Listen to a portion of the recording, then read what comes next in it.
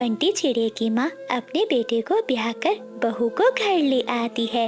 तभी पड़ोस के पक्षी वहाँ चिड़िया को देखने आते हैं। अरे वाह वाह सावित्री बहन, तुम्हारी बहू तो बहुत सुंदर है। हाँ हाँ, मेरी बहू बहुत सुंदर है। अच्छा सावित्री बहन, अब हम चलते हैं, हम दोबारा आएंगे तुम्हारी बहू को देखने। ऐसा कहते हुए पड़ोस की कभी बाकी पक्षियों को लेकर वहाँ से चली जाती है।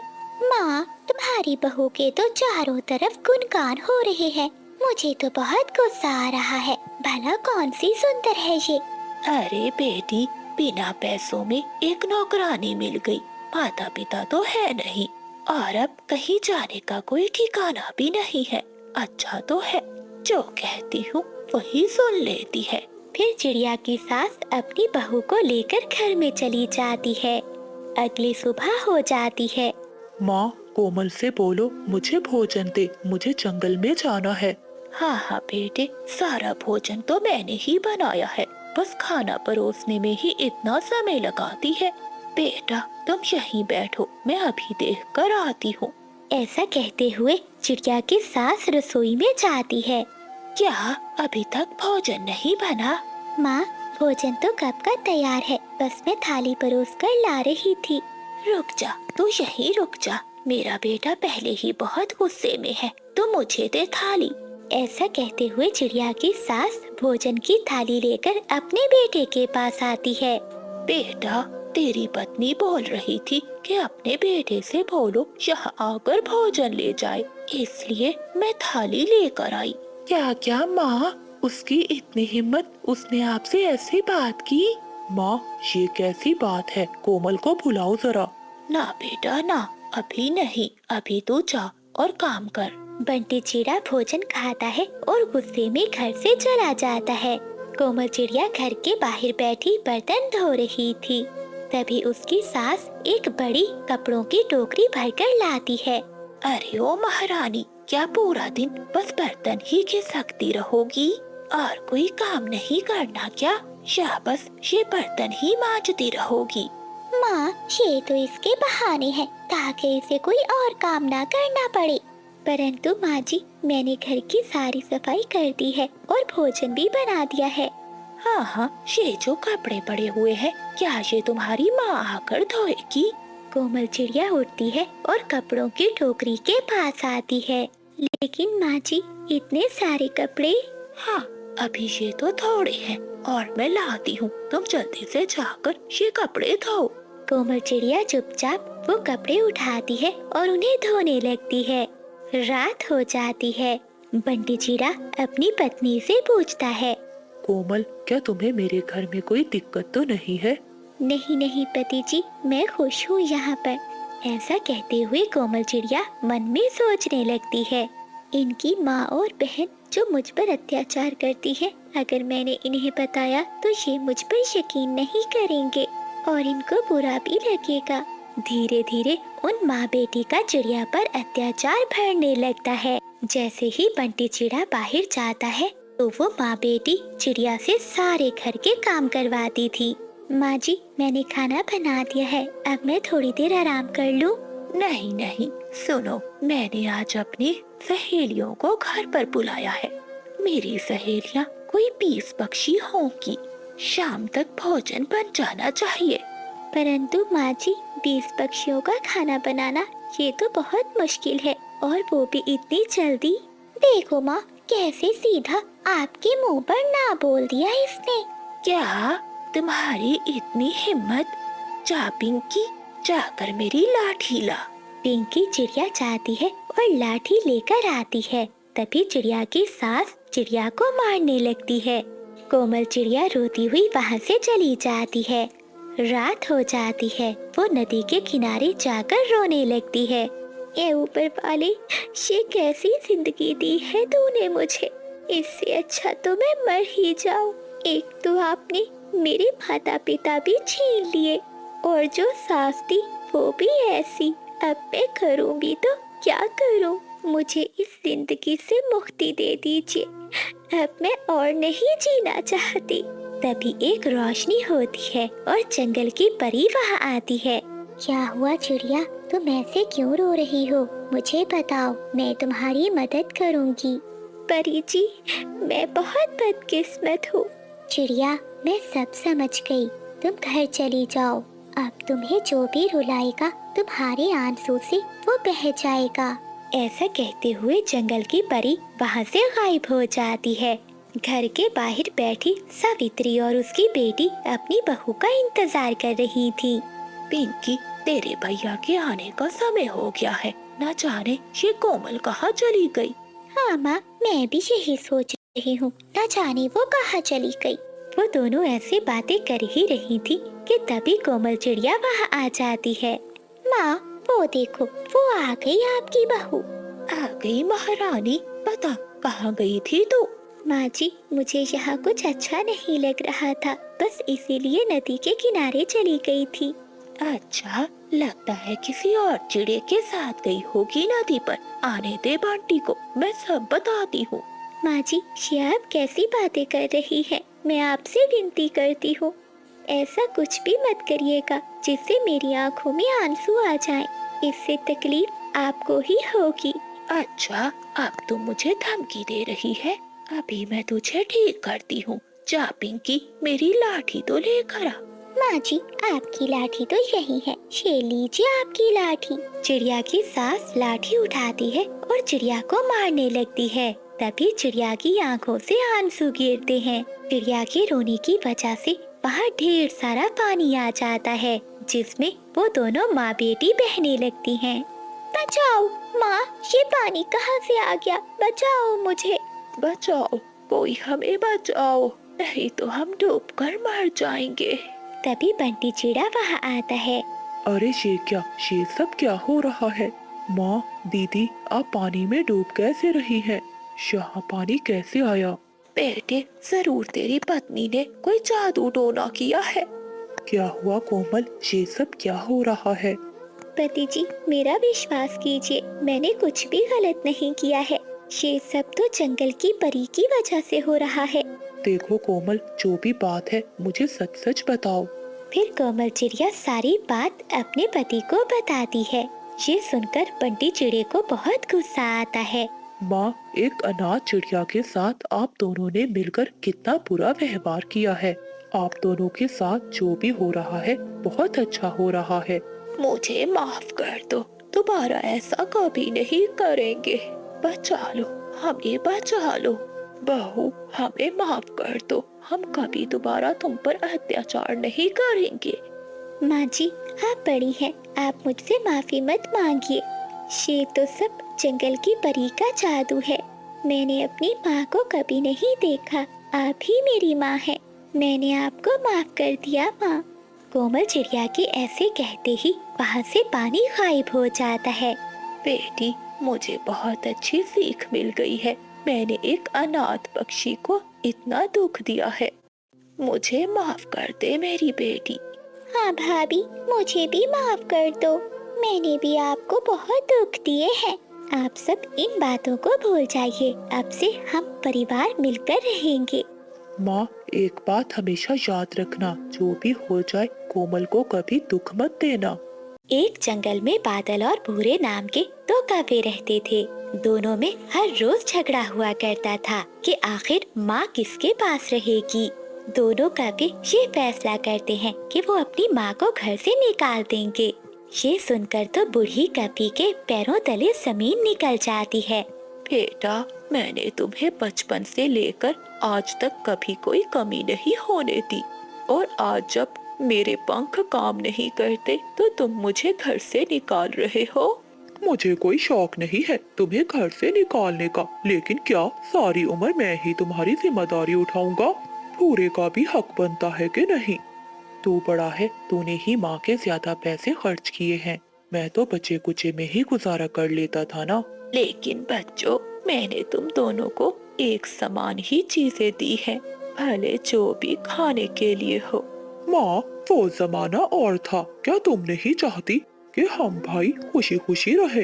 बादल, मैंने तो हर समय चाहा है कि तुम दोनों भाई हमेशा खुश रहो। ठीक है बच्चों, जब तुम दोनों ने फैसला कर ही लिया है तो मैं तुम दोनों को छोड़कर जा रही हूँ। बूढ़ी कभी रोती हुई वहाँ से चली जाती है। ये देखकर बादल और भूरा बहुत खुश होते हैं कि उन दोनों की माँ से जान छूट गई है। दूसरी ओर बूढ़ी कभी अब पक्षियों से मांग मांग कर दाना खाने लगती है। बेटा, ऊपर वाले के लिए मेरी कुछ मदद कर दो। बुढ़िया, सुबह सुबह कोई काम नहीं मिलता जो मांगने चली आती हो। तोते बेटा, ऐसी उम्र में भला मैं क्या काम करूं, तुम ही बताओ। तभी पास खड़ा उल्लू बूढ़ी कभी से कहता है, तुम मेरे साथ चलकर मेरी बकरियों का ध्यान रखना, मैं तुम्हें बदले में दाना दूंगा। ये सुनते वो बूढ़ी कभी उल्लू के साथ चली जाती है। ये रही मेरी बकरियां, यहीं रहती हैं। आज से तुम भी इनके साथ यहीं रहोगी। फिर बूढ़ी कभी सारा दिन बकरियों का ध्यान रखती है। शाम होते ही उल्लू कुछ सूखे चने के दाने लेकर आता है। बेटे, ये तो दाने बहुत सख्त हैं, मैं नहीं खा सकती। अच्छा, बड़े नखरे हैं बुढ़िया तेरे। भीख मांगने से तो अच्छा है तुझे ये दाने मिल रहे हैं। ऐसा कहते हुए उल्लू वो दाने रखकर वहाँ से चला जाता है। ऐ ऊपर वाले, ये कैसे दिन दिखा दिए हैं तूने मुझे। मैंने कभी अपने बच्चों को ऐसे दाने नहीं खिलाए। आज उन्हीं की वजह से मुझे ये दिन देखना पड़ रहा है। तभी कभी देखती है कि एक बकरी का छोटा बच्चा अपनी माँ का दूध पीने के लिए तरस रहा है। लगता है ये बच्चा भी मेरी तरह भूखा ही है, इसे दूध पिला देती हूँ। फिर बूढ़ी कभी जाकर छोटी बकरी के बच्चे की रस्सी खोल देती है। जब उल्लू वहाँ आकर देखता है तो उसे बहुत गुस्सा आता है और वो एक लाठी से बूढ़ी कभी को मारने लगता है। पागल बुढ़िया, तू बच्चे को दूध पिलाएगी तो मैं दूध कहाँ से बेचूंगा? क्या मैं तुझे अपना नुकसान करवाने के लिए यहाँ लेकर आया था? जा जा, निकल जा यहाँ से। वो बूढ़ी कभी चुपचाप वहाँ से निकल जाती है। अगर मैं भी एक बकरी ले लूं तो उसका पालन करके मेरा गुजारा हो जाएगा। तभी वो चील के पास जाती है। चील चाची, क्या मुझे एक बकरी मिल सकती है? हाँ, क्यों नहीं, पैसे दो और ले जाओ। लेकिन मेरे पास तो पैसे नहीं हैं। मैं तुम्हारे यहाँ काम कर दिया करूँगी, बदले में मुझे एक बकरी दे देना। ठीक है, कल से काम पर आ जाना। अगले दिन से वो बूढ़ी कभी वहाँ पर सारी बकरियों की सेवा करती है, उन्हें चारा डालती है। एक दिन बूढ़ी कभी बकरियों को लेकर जंगल में चराने जाती है। तभी वो बकरियाँ एक कभी के खेत में घुस जाती है। ये देखकर कभी को बहुत गुस्सा आता है और वो बकरी को मारने लगती है, जिससे बकरी घायल हो जाती है। कुछ ही दिनों बाद वो बकरी मर जाती है। अपनी माँ को मरा हुआ देखकर बकरी का छोटा बच्चा रोने लगता है। बूढ़ी कभी से उसके आंसू देखे नहीं जाते। रो मत बेटा, मुझे पता है तुम पर क्या बीत रही होगी। मेरे बच्चों ने मुझे घर से निकाल दिया। अपनों से अलग होना क्या होता है मैं अच्छे से समझती हूँ। फिर वो बूढ़ी कभी रोज बकरियों को चारा डालती है और उस छोटे बच्चे से बहुत प्यार करती है। लेकिन चील उस छोटे बच्चे को दूध नहीं देती थी, जिससे उसकी हालत खराब हो जाती है। तभी कभी चील से कहती है, तुम इसे दूध क्यों नहीं देती हो? ऐसे तो ये बच्चा मर जाएगा। तुझे इसकी बहुत चिंता है, तू एक काम कर, तू ही इसे ले जा। बूढ़ी कभी ये सुनकर बकरी के छोटे बच्चे को अपने साथ ले जाती है, लेकिन उसके पास उसे देने के लिए कुछ भी नहीं था। बूढ़ी कभी के पास एक सोने की छोटी सी चैन थी, जिसे बेचकर वो बकरी का इलाज करवाती है और उसे पीने के लिए दूध लाकर देती है।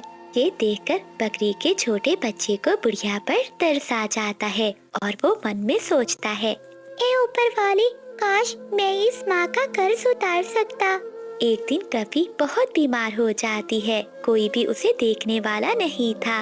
ये देखकर बकरी का छोटा बच्चा रोने लगता है और मन में सोचता है, काश मैं बूढ़ी माँ जी के लिए कुछ कर सकता, लेकिन अब मैं इन्हें ऐसे भी नहीं देख सकता। फिर वो बकरी का छोटा बच्चा भागते हुए जंगल में जाता है और वो चिड़िया के छोटे बच्चे को अपने मुंह में उठाता है और दौड़ता है। अरे शेखिया, ये बकरी का बच्चा तो मेरे बच्चे को लेकर जा रहा है। मम्मा चिड़िया उस बकरी के पीछे उड़ने लगती है। पीछा करते हुए कोमल चिड़िया एक घर में चली जाती है, जहाँ वो देखती है कि एक बूढ़ी कभी दर्द में तड़प रही थी। ये बकरी का बच्चा कितना वफादार है, जो अपनी मालकिन के लिए ये सब कर रहा है। कोमल चिड़िया उस बूढ़ी कभी की मदद करती है। वो उसे बुलबुल डॉक्टर के पास लेकर जाती है और फिर अपने घर ले आती है। माँ जी, आप ऐसे अकेले क्यों रह रही थी? आपके बच्चे नहीं है? रोते हुए बूढ़ी सारी बात चिड़िया को बताती है। देखो चिड़िया, ये बकरी का छोटा बच्चा मेरा खुद का बच्चा नहीं है, फिर भी मेरा कितना ध्यान रखा है इसने। एक मेरे बच्चे हैं जिन्होंने अपने लालच के लिए मुझे घर से निकाल दिया। मैं उन पर बोझ बन गई थी। बूढ़ी कभी को रोता देखकर बकरी का छोटा बच्चा भी रोने लगता है। तभी बच्चे की आंखों से गिरने वाले आंसू सोने के मोती बन जाते हैं। ये देखकर चिड़िया और वो दोनों बहुत हैरान होती हैं। माँ जी, ये सब आपके लिए है। ऊपर वाले ने आपको आपकी मेहनत का फल दिया है। अब आप अपने सारे दुखों को भूल जाइए और अपनी नई जिंदगी की शुरुआत कीजिए। देखिए, ये बच्चा आपसे कितना प्यार करता है। आज से यही आपका बेटा है। सुबह की नरम धूप जंगल में फैल रही थी। आज तुम दोनों स्कूल से जल्दी आ जाना, हम नानो के घर जाएंगे। मम्मा, सच में? yippee! नानो के घर नाचूंगी गाऊंगी। दोनों खुशी खुशी स्कूल की तैयारी करते हैं। वे जल्दी जल्दी नाश्ता करते हैं और पंख फरफराते हुए स्कूल चले जाते हैं। घर में रूपा चिड़िया सोच रही थी, माँ को बेसन के लड्डू बहुत पसंद हैं। आज उनके लिए मीठे मीठे लड्डू बनाऊंगी। वह कबूतर की दुकान से बेसन, घी और शक्कर लेकर आती है। चूल्हा जलाती है। पूरे जंगल में एक मीठी गुदगुदी खुशबू फैल जाती है। उधर भोला कौआ हवा सूंघते हुए बोला, ये क्या महक है भाई? लगता है कहीं पर बहुत ही स्वादिष्ट चीज बन रहा है। उसकी पत्नी सुंदरी कौवी बोली, मुझे तो लगता है ये खुशबू रूपा चिड़िया के घर से आ रही है। चलो पता करते हैं। दोनों उड़कर रूपा के घर पहुंचते हैं। रूपा बहन, इतना सुगंधित क्या बना रही हो? अरे, माँ के लिए बेसन के लड्डू। तुम भी 2 लड्डू ले जाओ। वो 2 गोल गोल चमकदार लड्डू सुंदरी को देती है। सुंदरी रास्ते में ही लालच रोक न पाती और एक लड्डू खा जाती है। घर पहुंचकर बचे हुए लड्डू को 2 हिस्सों में करती है। बड़ा हिस्सा भोला को देती है, लेकिन जैसे ही भोला हाथ बढ़ाता है, पूरा लड्डू सुंदरी अपने ही मुंह में डाल लेती है। भोला गुस्से से बोलता है, अरे कम से कम आधा तो दे देती। किस लिए? ठीक है, फिर कल तुम मांगने जाना रूपा बहन से। भोला मुंह बनाकर चुप हो गया। शाम को मुन्ना और मुन्नी स्कूल से भागते हुए आते हैं। मम्मा, चलो नानो के घर, जल्दी जल्दी जल्दी।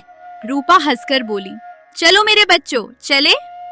वो बैग उठाती है और तीनों आसमान की ओर उड़ने लगते हैं। लेकिन उड़ते उड़ते आकाश में काले बादल छा जाते हैं। हवा तेज हो जाती है और अचानक तेज बारिश शुरू हो जाती है। मम्मा, बहुत ठंड लग रही है। मम्मा, चलो किसी पेड़ के नीचे छुप जाए।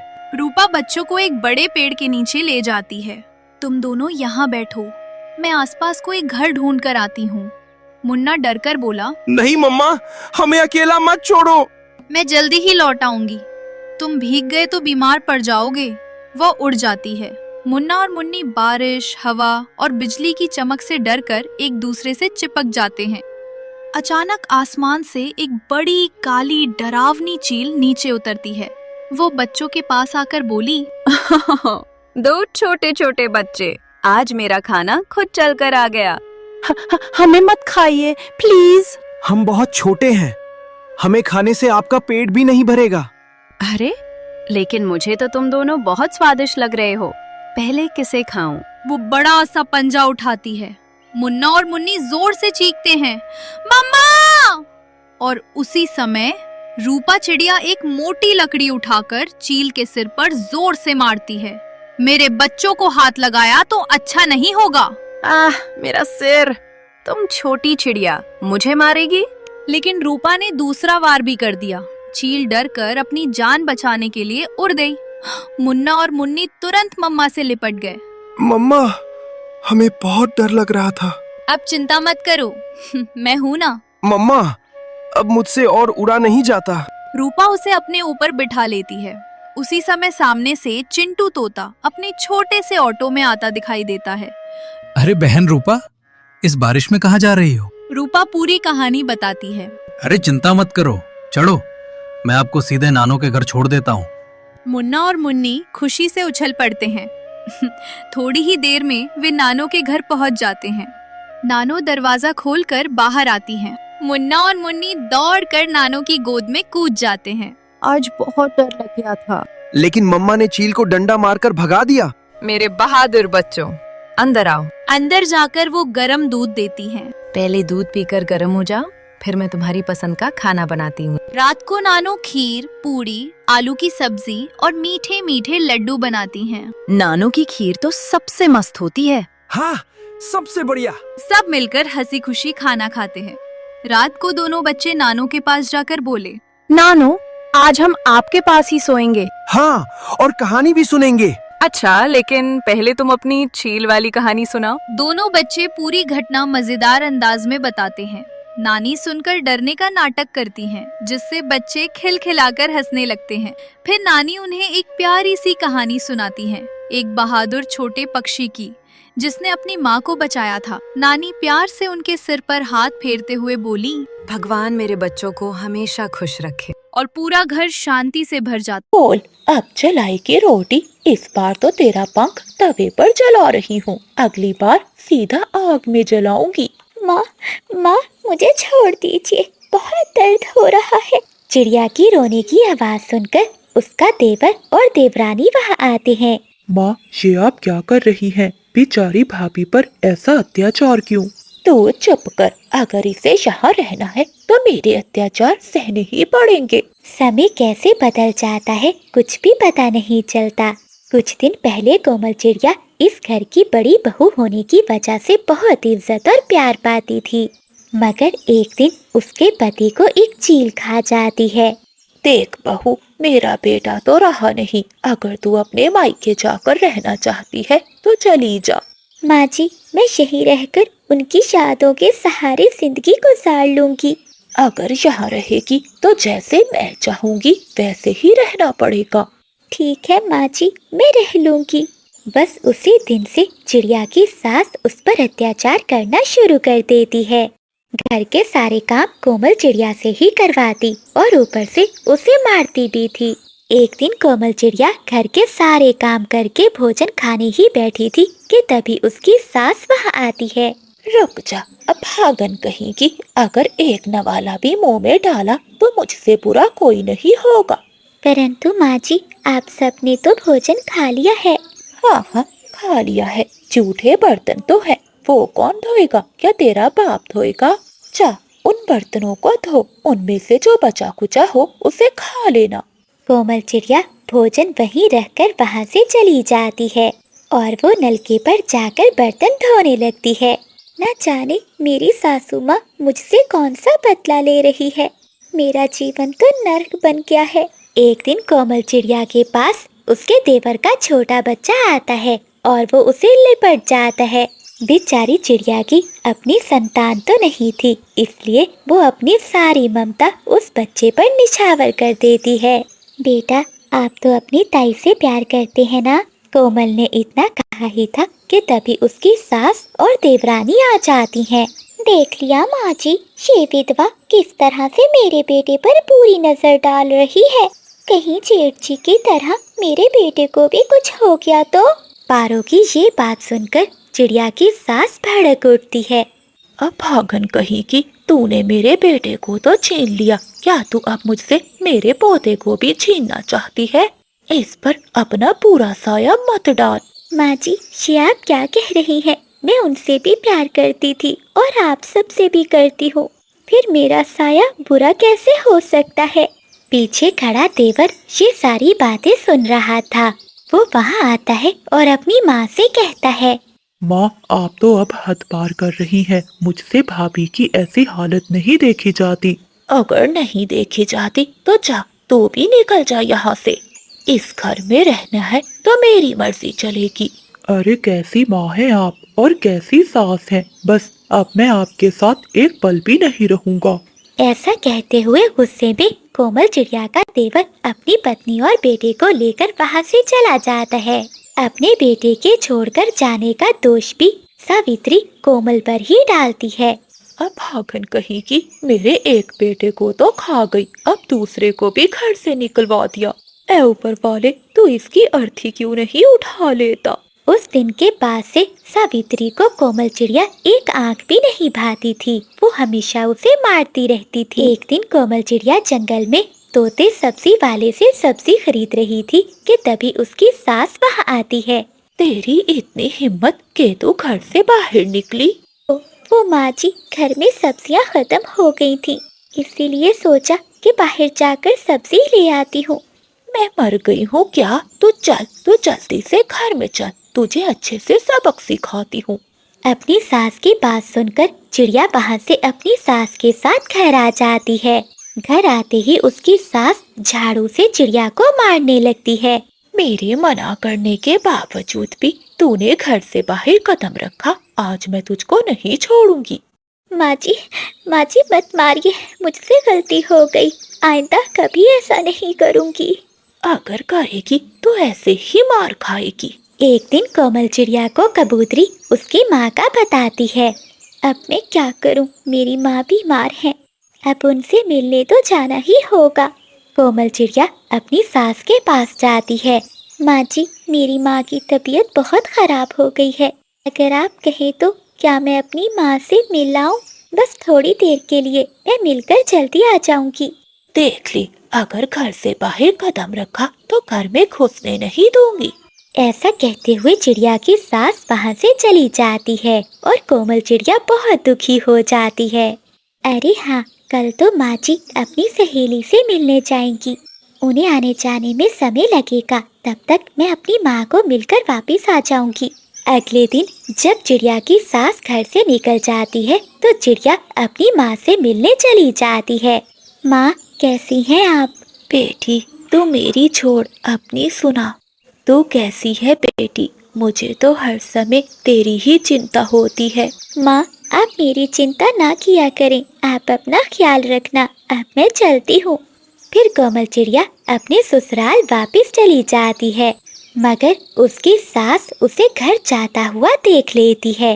तेरी इतनी हिम्मत, मेरे कहने के बावजूद भी तूने अपने कदम मेरे घर से बाहर रखे। अब तू मेरे घर में नहीं रह सकती, चल निकल जा यहाँ से। ये कहकर चिड़िया की सास उसे घर से बाहर निकाल देती है और फिर वो अकेली घर में रह जाती है। अच्छा ही हुआ मेरे घर से चली गई, मेरे बेटे को खा गई ये अभागन। ऐसे ही 2-4 दिन गुजर जाते हैं। चिड़िया की सास बीमार हो जाती है और वो घोंसले में ही पड़ी रहती है। पानी पानी, कोई मुझे पानी पिला दे। सावित्री को लगता था कि उसकी छोटी बहू उससे बहुत प्यार करती है, वो उसकी बीमारी का सुनकर थोड़ी चली आएगी और उसकी खूब सेवा करेगी, परंतु ये तो सावित्री का भ्रम ही निकला। पारो अपनी सास के बीमार होने का पता चलने के बावजूद भी अपनी सास से मिलने नहीं चाहती। अब मैं अपनी कोमल बहू को कैसे भुलाऊं? मैंने बहुत जुल्म किए हैं उस पर। ये सोचकर सावित्री रोने लगती है। तभी उसे कोमल की आवाज सुनाई देती है। माँ जी, आप चिंता नहीं करिए, देखिए मैं आ गई हूँ। सावित्री अपनी बहू को देखकर रोते हुए उसे कहती है, बेटी, मुझे माफ कर दे, मैं तेरी कदर नहीं कर पाई। मैंने तुझ पर कितने जुल्म किए। माँ जी, आप इन बातों को भूल जाइए। कोमल चिड़िया के आते ही अब सावित्री को समय पर भोजन मिलता और दवाइयाँ मिलती। चिड़िया की सेवा और देखभाल से सावित्री कुछ ही दिनों में ठीक हो जाती है। अब कोमल चिड़िया और उसकी सास दोनों माँ बेटी की तरह रहने लगती हैं। कुछ दिनों बाद कोमल चिड़िया के कहने पर चिड़िया की सास अपने बेटे को मनाकर वापस अपने घर ले आती है।